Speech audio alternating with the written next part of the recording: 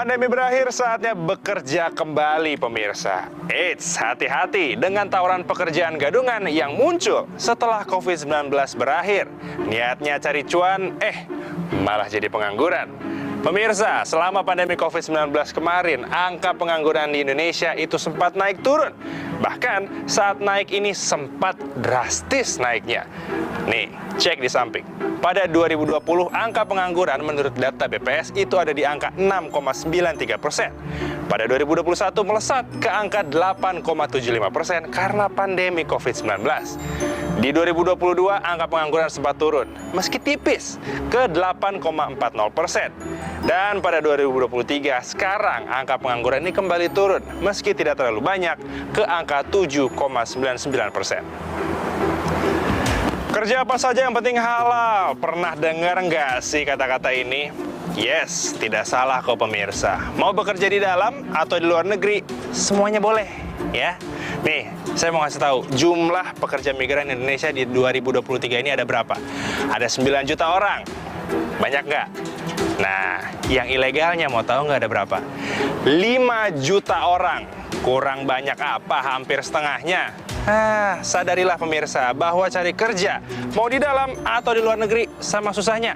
Kalau ada yang menawarkan gaji gede tapi kerjaannya enak, tanpa syarat skill yang mumpuni, ini yang harus dicurigai. Kalau dari data sebelumnya kita dibuat kaget dengan jumlah pekerja ilegal migran Indonesia, sekarang saya mau ingetin lagi nih, kalau yang ilegal 80%-nya itu terlibat kasus tindak pidana perdagangan orang. Hingga saat ini sejumlah kasus masih bergulir dan pemerintah bersama menteri dan juga stakeholder terkait masih terus membicarakan dan juga menghilangkan kasus ini tentunya, agar masyarakat di Indonesia ini bisa mencari kerja dengan aman. Masyarakat juga diminta untuk aktif dalam mencari informasi kalau ingin bekerja ke luar negeri. Agin Fridianto, Rizal Wahyu, Business Talk.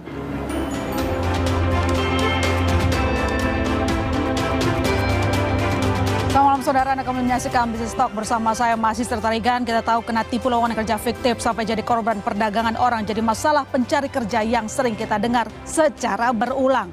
Apakah ini adalah tanda saking sulitnya dapat kerja buat orang cepat putus asa sehingga jadinya korban dari lowongan kerja fiktif dan perdagangan orang? Kita bahas malam hari ini. Telah bergabung bersama kita ada Pak Rendra Setiawan, Direktur Bina Penempatan dan Pelindungan PMI Kementerian Ketenagakerjaan. Selamat malam Pak Rendra.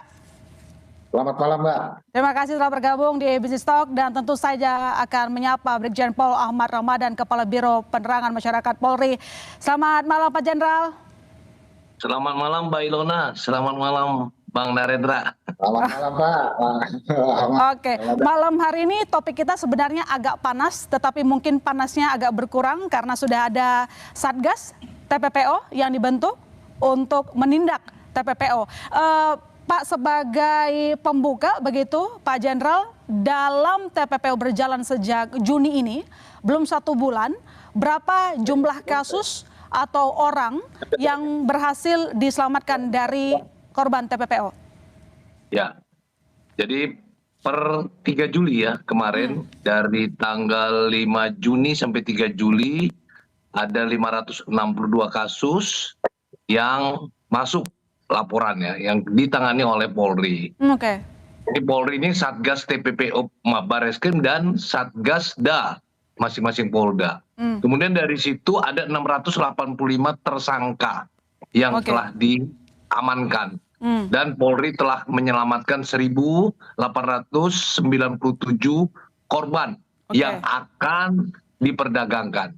Jadi calon korban TPPO yang berhasil diselamatkan. Demikian Mbak Ilona. Dan sampai saat ini Satgas masih melakukan operasi untuk menangkap tindakan operasi TPPO begitu ya? Terus dan masih.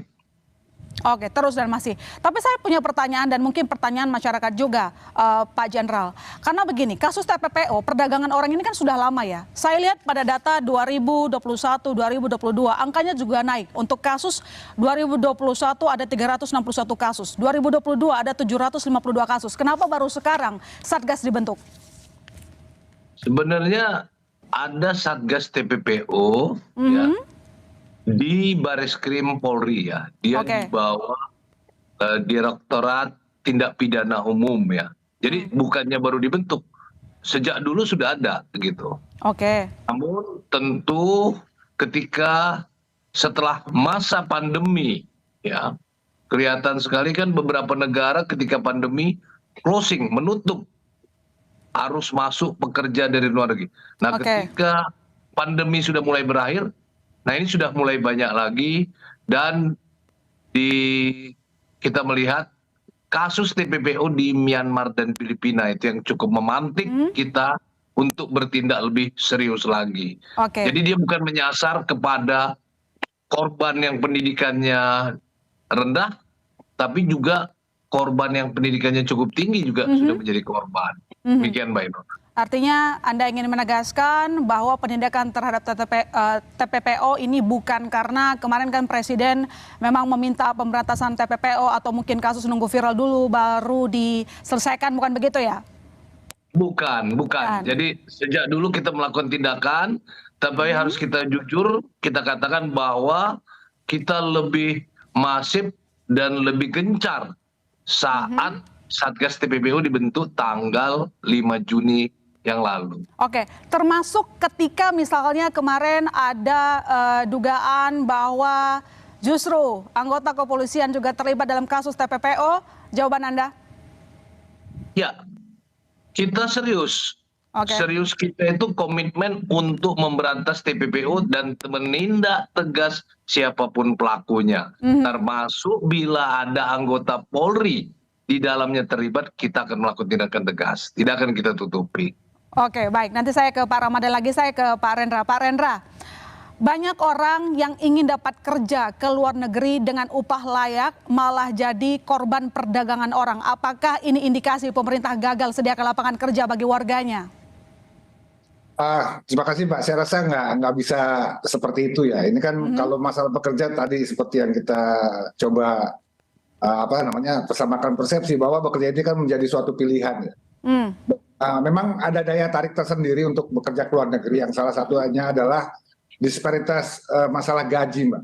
Ya kan gaji di luar negeri kan di beberapa negara memang jauh lebih tinggi dari di Indonesia. Contohnya untuk pekerja rumah tangga aja ya, bisa kita lihat di Hong Kong dan Taiwan itu di atas 8 sampai dengan 10 juta untuk pekerja rumah tangga. Untuk kompetensi yang kalau boleh dibilang standar, ya kan? Tidak memerlukan suatu kompetensi yang tinggi, hanya untuk pekerja domestik saja mereka bisa mendapatkan gaji atau upah yang memang di atas jauh lebih tinggi dari Indonesia. Kalau di Indonesia kan kita tidak memiliki standar upah minimum bagi pekerja informal seperti pekerja rumah tangga yang memang sekarang undang-undangnya kan sedang dibahas ya. Nah, inilah yang menjadi salah satu menjadi daya tarik bagaimana bagi teman-teman yang memang memiliki kompetensi yang kalau di Indonesia cukup sulit bersaing, akhirnya mereka memilih bekerja untuk di luar negeri. Dan inilah yang menjadikan rawan sekali bagi teman-teman yang memang memiliki akses informasi yang terbatas. Nah, inilah tugas dari pemerintah, bagaimana kita membuka seluas-luasnya pintu informasi bagi para pencari kerja yang akan bekerja ke luar negeri khususnya, sehingga iming-iming atau berita informasi yang tidak benar itu menjadi bisa kita minimalisasi, sehingga proses penempatan bisa sesuai dengan aturan yang kita tetapkan bersama, Mbak. Berarti ini mutlak karena cuma soal gaji yang ingin lebih tinggi begitu. Tapi bagaimana Anda bisa menjelaskan terkait dengan data pengangguran, Pak? Hampir 8 juta di bulan Februari dari data BPS. Bukan karena kita kekurangan lapangan kerja? Ya, mungkin salah satunya itu ya. Karena di era COVID-19 sampai dengan sekarang itu banyak istilahnya sektor-sektor yang tumbuh baru dan juga sektor-sektor lapangan pekerjaan yang hilang. Nah, untuk kami sendiri di luar negeri ini memang sejak sejak diumumkannya masa pandemi menjadi endemi ini cukup terbuka lapangan pekerjaan tersebut, sehingga memang kita membuka akses luas-luasnya untuk bekerja sama secara bilateral dengan negara-negara penempatan. Bagaimana kita bisa memfasilitasi para pekerja migran kita untuk bekerja ke luar negeri. Tidak hanya dari sisi gaji, Mbak, tetapi juga dari sisi perlindungan lainnya seperti jam kerja, kondisi kerja, itu harus kita pastikan bagaimana teman-teman bekerja dengan layak, aman, dan mudah kita lindungi. Oke, tapi kalau ngomong soal perlindungan, saya langsung ke situ deh Pak. Kalau kita lihat secara data, ini sudah ada aduan pekerja migran legal 700-an orang, mulai dari gajinya tidak dibayar sampai bahkan depresi. Perlindungan negara di mana di sana? Nah, perlindungan negara ini kan kita melihat kasus seperti ini tidak hanya terjadi saat ini, Pak. Oke. Ya kan banyak kasus, ada beberapa kasus memang yang tidak hanya dialami oleh teman-teman yang berangkat secara non prosedural, tetapi juga yang prosedural juga tidak tidak juga kita pungkiri akan resiko itu juga terjadi. Nah, yang tadi saya sampaikan bahwa kerjasama bilateral, contohnya kita dengan Malaysia, kita dengan Saudi Arabia itu sudah berhasil menelurkan suatu kerjasama bilateral. Bagaimana kita bisa memitigasi hal-hal yang mungkin akan terjadi apabila mereka bekerja di wilayah-wilayah memang yang seperti Malaysia dan Saudi Arabia ini kan memang kalau dari data kasus selama ini kan memang paling banyak, Mbak. Oke, baik. Soal kerjasama, mitigasinya apa saja, nanti saya lanjutkan ke Pak Rendra, saya ke Pak Ramadhan lagi. Dari hasil pengungkapan Satgas TPPO, Pak Jenderal, itu apa saja sih alasan mereka sampai pergi ke luar negeri? Apakah memang benar cuma karena cari gaji besar di luar negeri, atau sebenarnya memang mereka udah putus asa? Jadi akhirnya ya ikut aja, bahkan tanpa visa kerja. Ya tentu kalau dari para korban, beberapa diantaranya kalau kita rangkum alasannya itu ketika mereka ditawarkan dengan iming-iming gaji besar dan pekerjaan yang mudah dan proses mudah. Namun pada pelaksanaannya kalau kita ya amankan dari beberapa korban yang telah kembali dari luar negeri, ternyata tidak seperti iming-iming tersebut. Misalnya gaji sekian juta, nyatanya di sana tidak seperti itu. Atau beda pekerjaannya. Ketika dia di sana ditawarkan di pabrik, ternyata pekerjaannya menjadi pekerja rumah tangga. Nah ini perbedaan-perbedaan itu. Dan kemudian mereka terjerat utang misalnya ketika dia dibawa oleh calo, itu keluarga korban itu sudah diberi uang. Ternyata sampai di sana itu semua dihitung. Uang yang diberikan kepada keluarganya, biaya proses ngurus dokumen, sampai dia keluar negeri biayanya sekian. Maka dia dipotong gaji untuk membayar biaya-biaya tersebut. Sehingga banyak aduan-aduan dari pekerja migran di sana, dia dipotong gaji atau gaji tidak dibayar. Karena calo yang membawanya itu, dia memotong dari majikan yang mempekerjakan mereka. Nah juga ada pekerja modus itu selain yang tadi pekerja migran Indonesia, TPPO ini juga bukan hanya pekerja migran tetapi ada juga dipekerjakan sebagai PSK. Nah ini kalau kita lihat ya dia dipekerjakan dengan modus, dia misalnya sebagai terapis di katakanlah tempat masas gitu ya. Kemudian juga dia sebagai pendamping tempat-tempat hiburan itu, pemandu lagu. Nah ini modus-modus ini juga yang menjadi korban terhadap wanita-wanita Indonesia. Nah kemudian ada modus masuk ke luar negeri. Jadi ada modus dia masuk melalui pintu-pintu imigrasi. Ya, tentu masuk ini melalui pintu seperti pelabuhan, dia menggunakan dokumen keimigrasian dengan paspor. Tapi misalnya bukan bisa bekerja, ternyata di sana ditampung, dipekerjakan sebagai pekerja ilegal. Nah ada juga yang diberangkatkan dengan pintu-pintu yang beberapa tempat menyebut jalur tikus. Dia diberangkatkan benar-benar tanpa dokumen. Nah ini yang menjadi bulan-bulanan ini. Oke, baik. Itu yang harus segera diselesaikan begitu ya, dan perlu sosialisasi juga kepada masyarakat untuk lebih waspada begitu. Pertanyaan saya berikutnya terakhir, Pak Ramadan, selain kasus perdagangan orang, ini banyak sekali modus-modus tawaran kerja fiktif begitu ya. Kalau sekarang itu ramainya itu tawaran jadi freelance gitu, lewat chat. Mereka punya nomor handphone kita, dia tawarin kerjaan segala macam. Nah, ini sudah ditindak belum? Ya tentu sudah ditindak ya. Jadi ketika kita bicara TPPO, TPPO itu tidak saja terjadi ke luar negeri. Tapi TPPO itu juga terjadi di dalam negeri ya. Seperti yang dilakukan atau ditindak oleh Satgasda di beberapa Polda, bahkan ada anak wanita yang masih di bawah umur diperdagangkan, dipekerjakan sebagai PSK. Nah Oke. inilah kita andil daripada Satgas TPPO ini untuk melindungi anak-anak bangsa ya. Jadi tidak saja bekerja ke luar negeri tapi di dalam negeri juga ada yang dilakukan tersebut. Nah, tentu sekali lagi kita melakukan kerjasama dengan stakeholder, dengan Kementerian Tenaga Kerja, kalau di luar negeri juga ada BP2MI dan stakeholder lainnya, juga LSM. Dan tentu kita juga perlu bermitra dengan masyarakat ya, paling tidak Oke. memberikan informasi kepada pihak aparat kepolisian adanya potensi TPPO agar Oke, baik. kita dapat melakukan penindakan dengan tegas. Baik, terima kasih atas penjelasannya. Semoga Satgas TPPO bisa bekerja sampai tuntas, urusan perdagangan orang bisa turun drastis atau bahkan hilang angkanya. Terima kasih. Brigjen Pol Ahmad Ramadan, Kepala Biro Penerangan Masyarakat Polri telah bergabung bersama kami. Sehat selalu, Pak.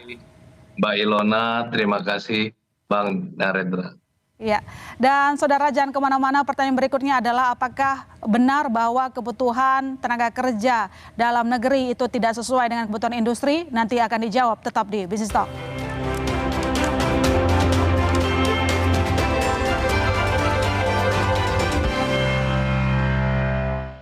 Ada enak yang asal enak, ada enak yang gak ada duanya. Enak yang sempurna, enak yang nilainya A. Enaknya bukan main. Dia cerita ke saya, kenapa setiap minum dingin, saya merasa ngilu. Itu semua karena memang dia memiliki kondisi gigi sensitif. Ada kemungkinan kondisi ini akan semakin memburuk. Saya merekomendasikan Sensodyne teruji secara klinis untuk menenangkan gigi yang sedang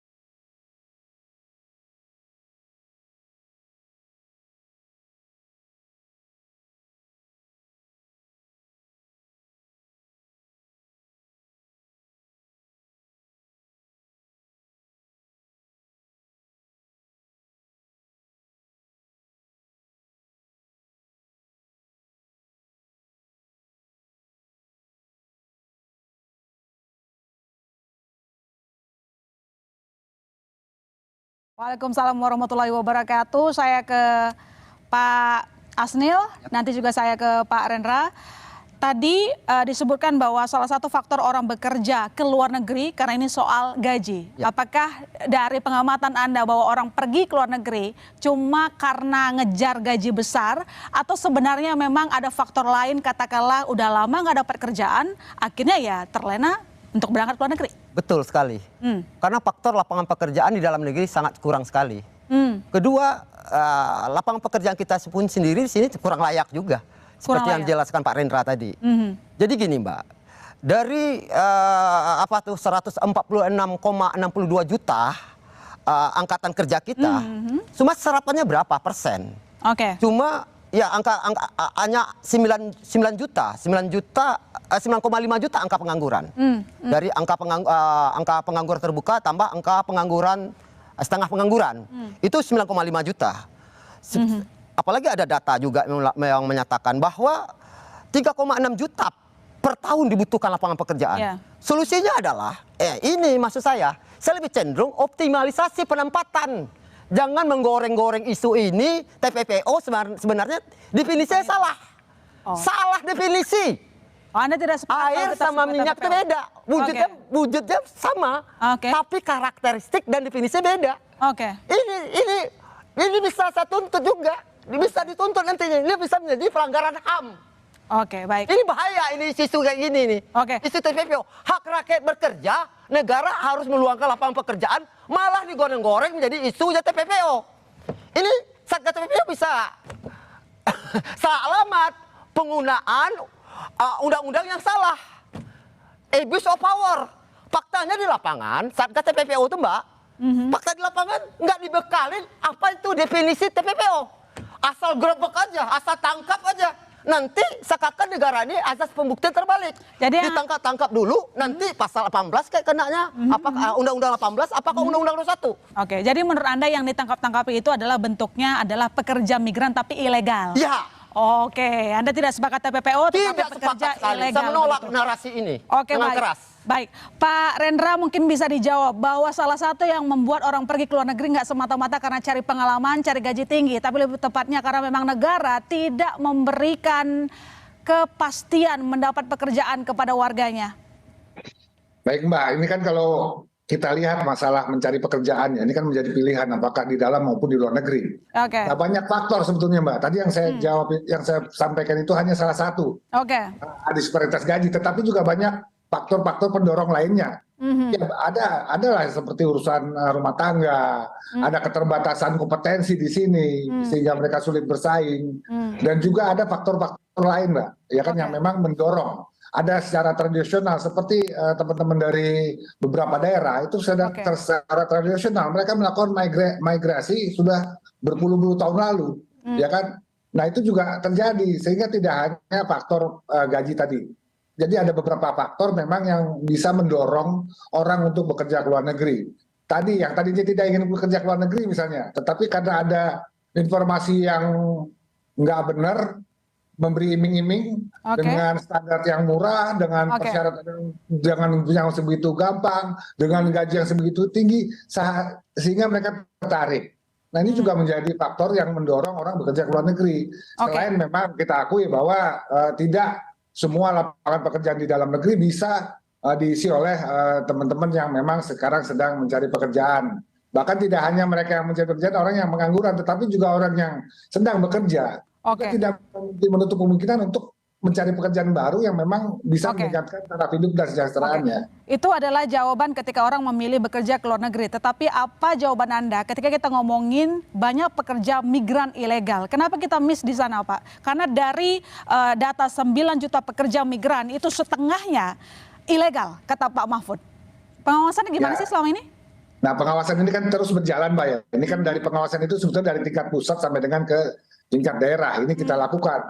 Tetapi kita akui memang tenaga pengawas kita juga terbatas Mbak. Ya kan dari sejak adanya otonomi daerah ada banyak pegawai pengawas yang dipindah tugaskan misalnya.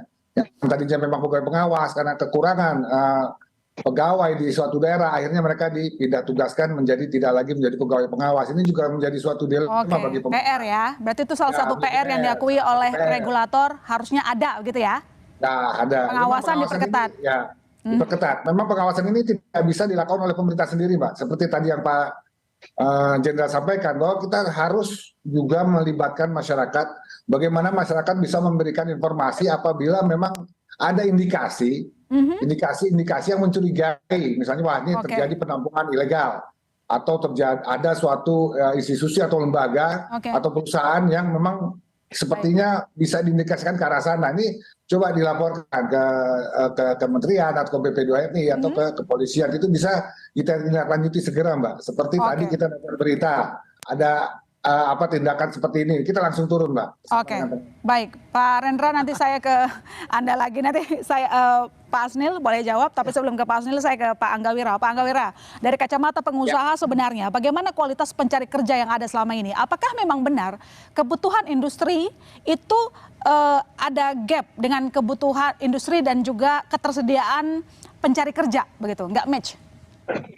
Ya, pertama kalau kita lihat dari pertumbuhan penduduk ya, Indonesia kan memang sedang masuk dalam bonus demografi ya, di mana memang tenaga kerja produktifnya cukup banyak ya.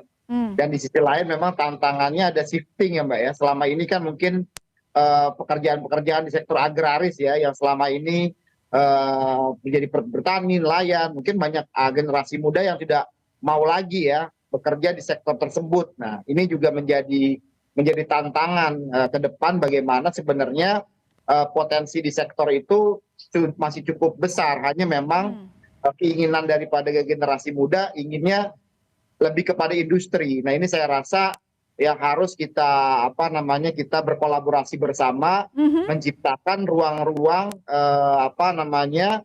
untuk mengisi kebutuhan tersebut. Walaupun di sisi lain kalau kita lihat memang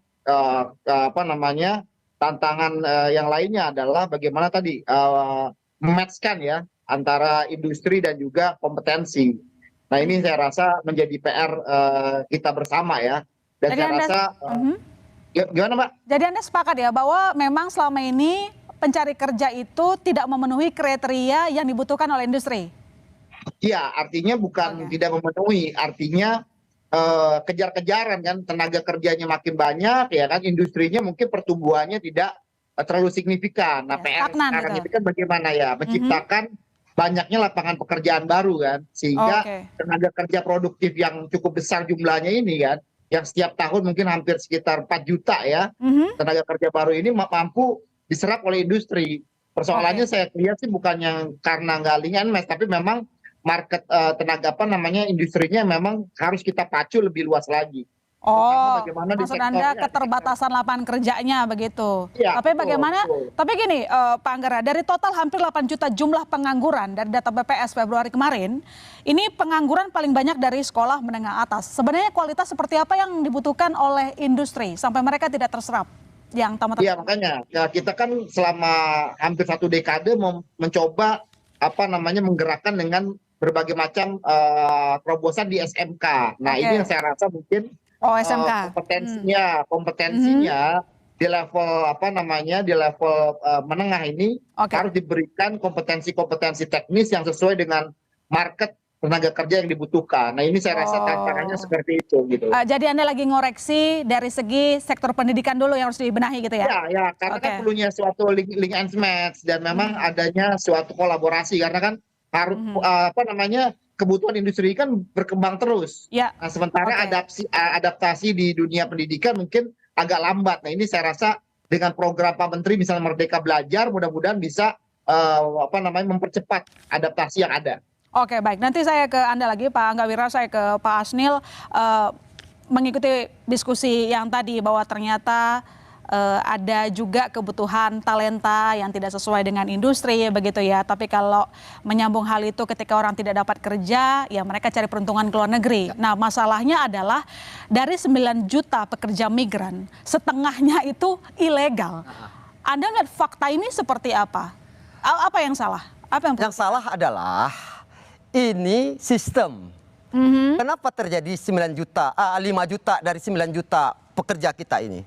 Karena sistem kita berbelit-belit, tidak praktis, terlalu intervensi pasar, dan banyak. Dan ada juga praktek monopoli. Karena ini bisnis yang gurih, lalu ini bisnis ini dibancak oleh satu kelompok asosiasi. Ada praktek kayak gitu. Oh, ada? Ada sekali. Saya bisa bongkar itu semuanya. Jadi ini adalah mindset sesat saya katakan pemerintah dalam memandang tenaga kerja. Ditambah lagi isu TPPO ini. Ini akan mempurukan, memframing bahwa dunia ketenagakerjaan migran ini seakan-akan dunia hitam. Dunia penuh kekotoran, penuh dunia kejahatan. Sedangkan ini adalah solusi yang paling efektif dalam mengatasi kekurangan lapangan pekerjaan dalam negeri. Oke. Jadi ilegal itu sebab seperti itu, sistemnya. Sistemnya. Oke, sistemnya terlalu banyak. Pak Rendra, jawaban Anda seperti apa? Apalagi kalau kita ngomongin soal TKI, itu kan katanya pahlawan devisa. Nah kalau dia ilegal ya nggak nyumbang apa-apa ke negara. Anda mengakui sistem kita berbelit-belit? Jadi gini Mbak, kalau terkait dengan sistem ini kan terkait dengan aturan ya. Ya. Kita tentu dibatasi dengan aturan-aturan. Nah, terkait dengan proses pendapatan pekerja migran Indonesia ke luar negeri itu sudah diatur di dalam Undang-Undang Nomor 18 tahun 2017 dan berbagai macam aturan turunannya dari mulai Permenaker sampai dengan peraturan kepala badan. Oke. Nah, inilah kita bagaimana kita coba membuat suatu bisnis proses sesuai dengan aturan tersebut yang memang aturan tersebut harus dijalani dari mulai awal, dari mulai pemenuhan dokumen awal sampai mereka dapat diberangkatkan, itu jelas di dalam undang-undang itu diatur. Nah, sekarang bagaimana kita memfasilitasi para pekerja migran Indonesia dalam memenuhi persyaratan itu dengan mudah. Nah, inilah yang coba terus kita dorong, bagaimana mereka bisa dengan mudah memfasilitasi, terutama dengan yang tadi kita sepakati ya, terkait dengan kompetensi Pak Asnil. Ya. Nanti kenapa mereka agak lama? Karena untuk memenuhi syarat kompetensi ini ke Malaysia Pak nggak perlu kompetensi bahasa Pak, nggak perlu lama. Ya. Negara serumpun, Ya. masa 6-8 bulan baru bisa berangkat? Logis nggak itu sistem yang dibuat oleh negara, oleh pemerintah sekarang? Kalau itu enggak, kalau itu kita kan punya NSPK tersendiri ya. Mungkin ada enggak Pak, banyak Pak kasus-kasus pekerja musiman. Itu banyak banget intervensinya. Seakan-akan kita paling hebat dalam pelindungan pekerja. PRT kita aja nggak terlindungi Pak. Jangan neko-neko lah menganggap negara itu peradaban lebih tinggi daripada negara kita. Baik, Pak Rendra. Jangan menganggap negara itu seakan-akan negara penuh kejahatan. Seakan PMI ini orang rentan gitu. Itu istilah-istilah rentan ini. Ini orang cerdas Pak. Baik, Pak Asnil agak emosi tampaknya. Nanti kita sambung lagi setelah jeda. Orang bekerja Pak. Baik. Nanti Pak Rendra. Oleh konstitusi kita. Jangan pemerintah sewenang-wenang dalam hal ini. Apalagi menggunakan isu TPPO. Oh, Anda maunya pemerintah harus mengakui bahwa ini soal kasus ilegal. Baik, nanti dijawab dipertegas oleh Pak Rendra. Kita lanjut lagi Pak Asnil, tetap di Business Talk, Saudara.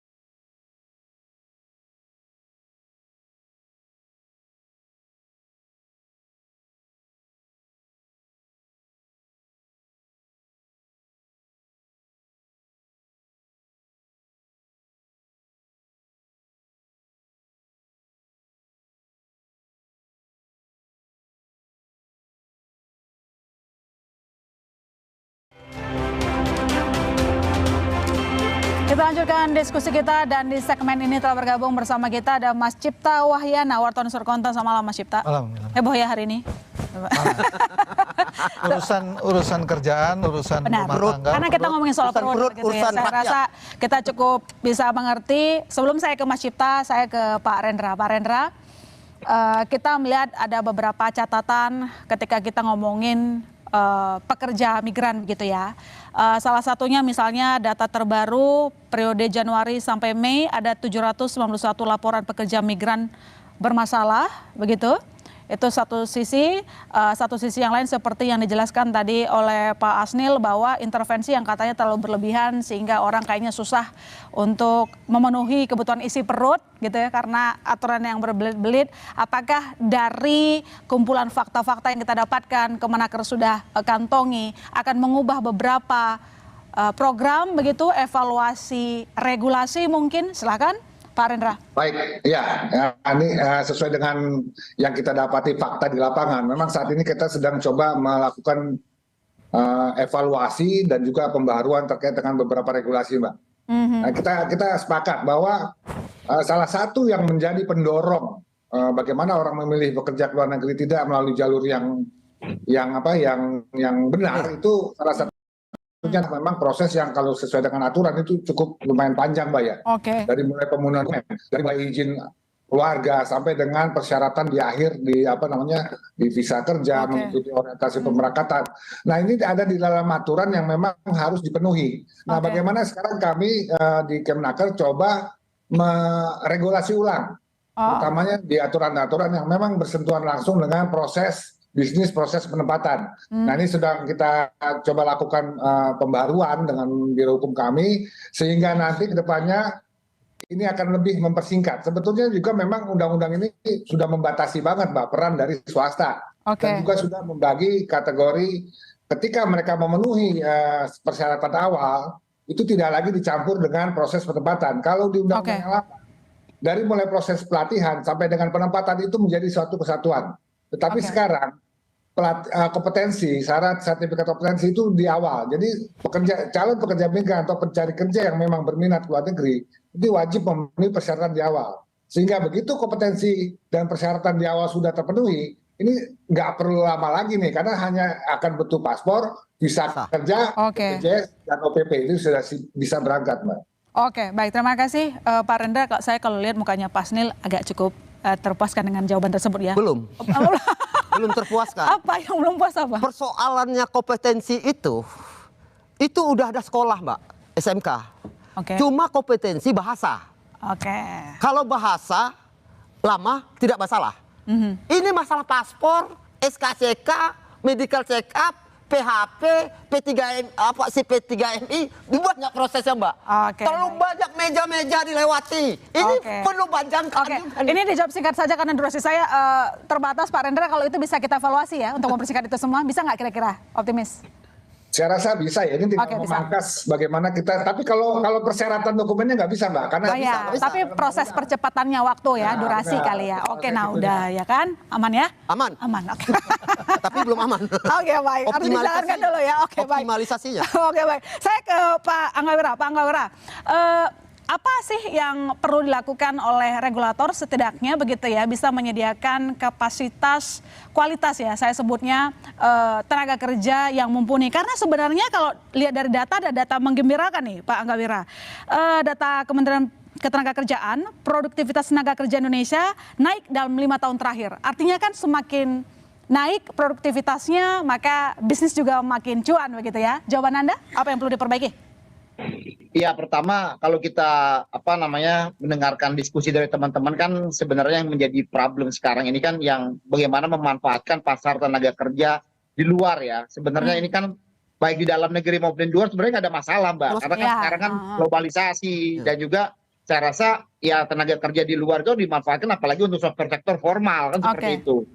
Kalau informasi saya rasa itu nggak jadi problem lah ya, tapi sektor formal. Tapi yang menjadi tantangan sekarang kan bagaimana sistemnya bisa lebih efektif dan efisien. Nah sebenarnya dengan teknologi informasi sekarang saya rasa percepatan itu bisa kita lakukan gitu loh.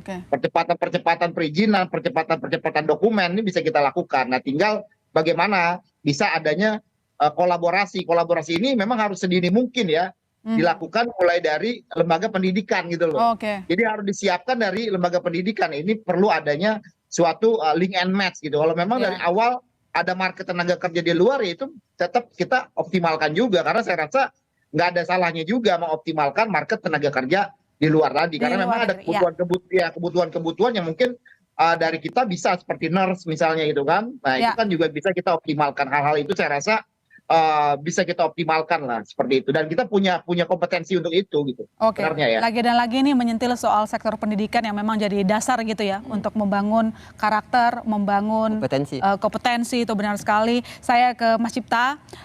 Kalau ke Mas Cipta, nanyanya saya selalu menerjemahkan data. Jadi begini, kalau dari data Bank Dunia dirilis 1 Juli lalu 2022, Indonesia kembali naik kelas menjadi negara berpendapatan menengah atas dengan PNB per kapita $4.580 Amerika Serikat, Mas Cipta. Tapi pengangguran juga kalau kita lihat, memang ini sekarang 8 juta ya, hampir 8 juta, tapi trennya itu turun sebenarnya. Artinya kan positif di sana ya. Lalu mengapa kita melihat masih banyak pekerja migran ilegal, atau mungkin itu kalimat dari Pak Asni, tapi kalau dari regulator kan yang punya TPPO gitu. Nah, Anda gimana? Ada banyak pekerja yang menjadi korban penipuan. Ya, korban penipuan ada, itu benar. Terus? Ya sebenarnya gini, pertama mesti kita klarifikasi soal data PDB per kapita, atau maksudnya pendapatan nasional per kapita itu. Karena itu sebenarnya kan data dari rata-rata berbagai orang yang bekerja, di rata-rata kemudian dibagi gitu ya. Itu kalau ketemu itu sekitar 6 juta itu per bulan. Itu wah bagus sekali. Padahal realnya kalau dilihat data Februari, itu rata-rata gaji itu sebenarnya 2,9 juta. Cuma 2,9 juta. Nah kenapa begitu? Karena memang kita ceritanya tadi, sebagian besar memang di informal. Informal tadi sebenarnya Pak Asni sudah nyebut. Nah yang menarik, informal itu yang paling gede hampir 30 juta itu istilahnya adalah orang bekerja sendiri. Orang bekerja sendiri itu seolah-olah keren ya, punya UKM, punya usaha. Tapi ini persis yang versi PBB ini sebenarnya vulnerable worker. Jadi pekerja rentan. Kenapa? Sebenarnya bekerja sendiri itu semua ditanggung sendiri. Jadi modal saya sendiri, pekerja saya sendiri, kalau rugi saya tanggung sendiri. Itu contohnya banyak kerajinan di rumah, bikin kerajinan di rumah, itu paling besar. Belum ada yang tadi setengah menganggur, ada yang kerja bagi keluarga, begitu ya. Nah ini menjadi dalam kondisi orang yang rentan ini gampang tergoda, godaan-godaan entah penipuan ke luar negeri, di dalam negeri, WA itu ya, WA liar, menawarkan kerjaan. Terus pertanyaan lagi, kenapa kemudian informal? Nah kemudian kita diskusinya tentang mungkin adalah di sini tentang selain kesempatan kerja. Kesempatan kerja ini menjadi kritik juga. Nanti kita bisa bahas investasi akhir-akhir ini, investasinya adalah investasi padat modal, padat teknologi. Padat karyanya minim. Jadi penyerapan di dalam negeri memang kecil, sementara banyak PHK. Gitu ya. Di luar itu pendidikannya juga rendah. Kalau dilihat angkatan kerja itu paling besar masih 40%, porsinya masih lulusan SD. Sekolah dasar. Nah itu kemudian ya orang terjebak di lingkungan itu lagi gitu. Ini kan seperti lingkaran setan begitu ya. Mesti dipecahkan begitu ya. Jadi hati-hati dengan data seolah-olah misalnya orang sekian 100 dari 147 angkatan kerja, 139 bekerja. Tapi pekerjaannya di mana? Layak nggak? Istilahnya PBB kan gitu. Decent nggak? Pekerjaannya tuh layak nggak? Nah ini yang menjadi PR yang ternyata realnya nggak, banyak yang nggak layak. Untuk ini pertanyaan terakhir singkat saja Mas Cipta, untuk menghindari yang namanya penipuan kerja begitu, entah itu kita sebut TPPO lah atau pekerja migran ilegal begitu yang tidak mendapat haknya dia, apakah memang redaksi sepakat bahwa memang semua akarnya itu dari pendidikan yang harus kita benahi dulu, seperti tadi kata Pak Anggawira? Setuju. Jadi ini kan pertama pasti di ujung, di hilirnya ya penegakan tetap perlu ya Pak ya. Tetap perlu, sepakat, penegakan harus. Tapi kalau balik ke hulu, ya memang salah satu faktornya memang pendidikan. Pendidikan dalam arti ini konteks kalau bicara kesempatan kerja ada di luar negeri, ya harus siap juga. Orang bekerja di luar negeri disiapkan. Di dalam negeri juga begitu. Nah problemnya kan misalnya kemarin latah SMK. Semua orang bikin SMK, dan di forum ini kita pernah diskusi kualitas SMK sekarang nggak dipertanyakan karena banyak pengangguran juga, lulusan SMK juga nganggur karena tidak match tadi. Gitu. Hati-hati karena kebutuhan ke depan itu lebih dibutuhkan kalau itu skill worker yang lebih banyak mungkin yang berkaitan dengan teknologi dan sebagainya. Selain sebenarnya Di luar negeri juga banyak. Tapi yang penting adalah soal kompetensinya itu. Satu lagi sebenarnya yang perlu penting sekali adalah saya menyinggung tentang investasi.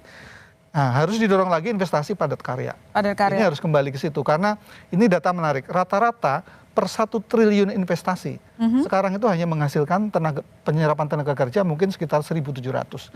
Tahun 2010 setiap 1 triliun investasi itu menghasilkan hampir 5.000 penyerapan tenaga kerja. Nah, ini fenomena baru yang harus disikapi. Hati-hati juga. Jadi ini penciptaan lapangan kerja ini juga penting. Oke, penciptaan lapangan kerja sangat penting dan masing-masing narasumber saya minta memberikan closing statement. Dijawab singkat saja. Pas nih harapan Anda untuk regulator apa? Harapan saya ya optimalisasi dunia penempatan pekerja migran. Ini dunia terhormat, dunia paling bagus, memberi jaminan kesejahteraan, pelindungannya bagus, negara sana negara beradab, etos kerja terbentuk. Jadi gini, ada satu lagi konsultan Komperi, ada peluang kerja global itu 85 juta. Artinya 3,6 juta kecil tuh angkanya. Terselesaikan. Kedua, pekerja migran low skill dan middle skill. Bukan high skill. Bukan jadi doktor di sana, jadi akuntan di sana. Jangan bermimpi seperti itu. Baik. Jadi pekerja-pekerja low skill itu jangan dianggap memalukan. No. Tentu tidak Pak. Bagaimana bonus demografi ini produktif? Karena devisa kita penyumbang terbesar sini. Bukan membantu negara aja melapangan pekerjaan, juga membantu negara. Pahlawan devisa. Bukan penyumbang devisa, pahlawan devisa. Pahlawan devisa. Baik, terima kasih Pak Asni. Saya ke Pak Anggawira sebelum saya ke Pak Rendra. Mungkin closing statement dari Anda sebagai pelaku usaha. Apalagi kalau kita lihat sekarang kan kondisi ekonomi sedang tidak baik-baik saja. Proyeksi sejumlah lembaga internasional juga memproyeksikan ekonomi global tidak baik-baik saja, melambat begitu 2023 sampai 2024. Ini artinya akan terjadi ancaman PHK tambahan lagi begitu seperti yang terjadi sekarang, ada startup dan juga padat karya. Silakan Pak Anggara. Ya, kuncinya memang harus ciptakan lebih banyak pengusaha, Mbak ya. Kalau ciptakan lebih banyak pengusaha, otomatis lapangan pekerjaan akan semakin luas karena sebenarnya kita punya sumber daya alam yang luar biasa gitu ya, sektor pertanian, sektor kelautan belum tergarap optimal ya. Dan saya rasa kemarin kita juga dapat kabar gembira adanya kenaikan dana desa gitu kan. Nah, dana desa ini saya rasa harus bisa didorong ke sektor-sektor produktif ya. Bukan hanya kepada konsumsi gitu. Jadi sektor produktif kita ciptakan berbagai macam terobosan di pedesaan. Nah, kalau di pedesaan itu produktif saya rasa ini pasti akan lapangan pekerjaan malah akan lebih banyak tercipta. Kuncinya di situ saya rasa. Baik, terima kasih Pak Anggawira dan saya ke Pak Rendra sebagai penutup dari regulator. Silakan Pak, apa yang bisa Anda janjikan, Anda jamin tentang masalah yang kita hadapi, jumlah pengangguran dan pencari kerja angkatan kerja. Baik, terima kasih Mbak untuk closing statement. Mungkin kami akan coba terus melakukan upaya penyederhanaan dari sisi regulasi. Dan juga kita mengimbau kepada masyarakat untuk lebih berhati-hati ketika menerima informasi dari manapun. Ya kan?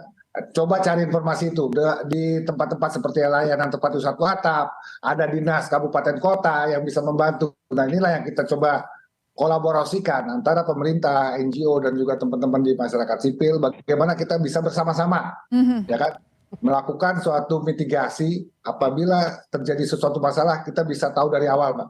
Jadi jangan sampai terbujuk rayu, apalagi kasus TPPO ini kan suatu kejahatan kemanusiaan yang tidak bisa ditoleransi, sehingga butuh kebersamaan bagi kita semua untuk mengantisipasi ke depannya akan menjadi lebih baik, Pak. Baik, terima kasih Pak Rendra Setiawan, Direktur Bina Penempatan dan Perlindungan PMI Kementerian Ketenagakerjaan. Terima kasih Pak, selamat kembali bertugas, sehat selalu. Dan saya juga ucapkan terima kasih ke Pak Anggawira, Sekretaris Jenderal BPP HIPMI.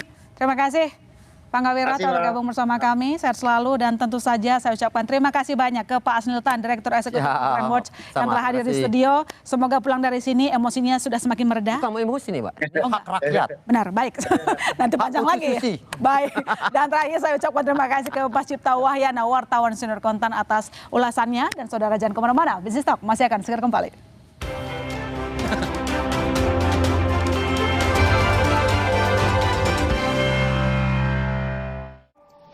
Rasa lapar akan kemenangan.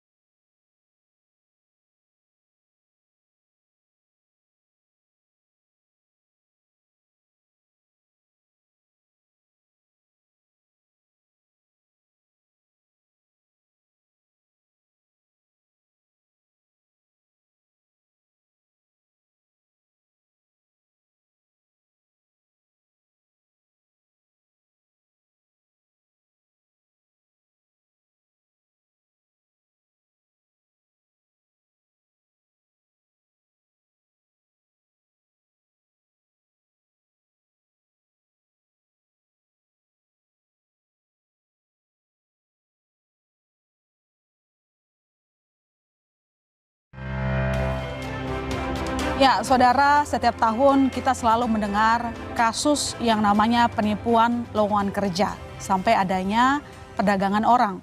Ini artinya kita menunggu komitmen dari regulator untuk memberantas itu semua agar tidak terjadi hal yang serupa. Saya masih Tarigan undur diri. Sampai jumpa Selasa depan di Business Talk.